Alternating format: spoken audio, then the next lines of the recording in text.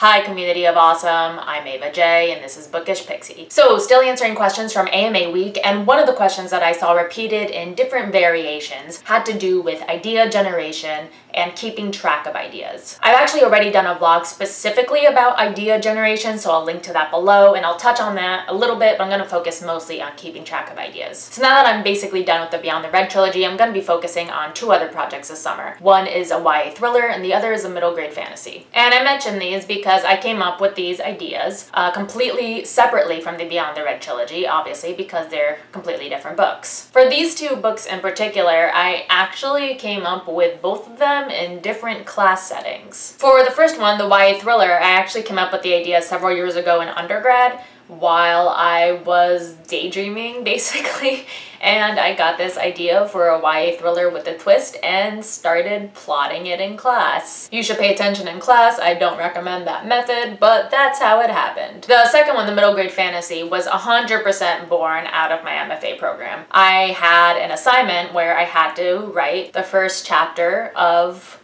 a middle grade project, and so I basically sat down and asked myself, okay, what do I want to write about? And in a method that I basically never do, but was willing to do because I just had to write a chapter this time, I basically sat down with these ideas of things I wanted to write about and a super vague premise that I thought was cool, a vague idea of the setting and the character, and then I just started writing and saw where the chapter took me. Going forward, I've plotted a lot more. I don't have it completely plotted out yet, but I have a much better sense of where the story is going and what I want to do with this story, and some more ideas about where the plot is gonna go, so I'm gonna finish that off before I write anymore. But yeah, I took a different method for this one, mostly because it was a class setting. Well, completely because it was a class setting, and at the time I wasn't sure I was going to write more than one chapter, but surprise, I am, so there you go. But I think the thing that has been the most helpful for me in idea generation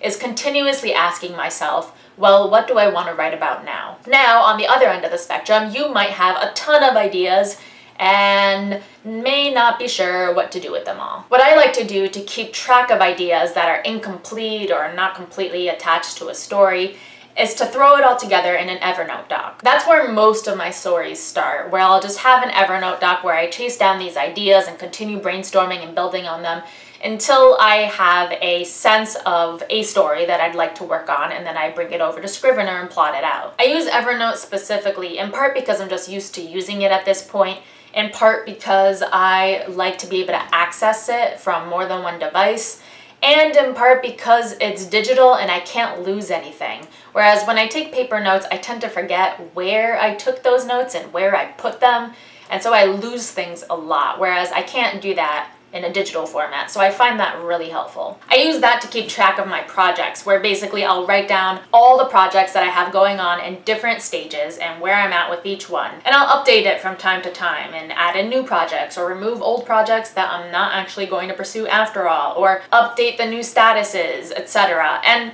I find it helpful, A, to have it laid out for me, what projects I have on my roster, and B, it's just kind of motivational and nice to see, A, that I have all these projects to work on, that's great, and B, that I've made progress on them. So I find that really helpful too. But in theory, you could totally use a spreadsheet to keep track of your ideas too, if you find that you just have a ton of ideas and want to keep track of them in a more organized format.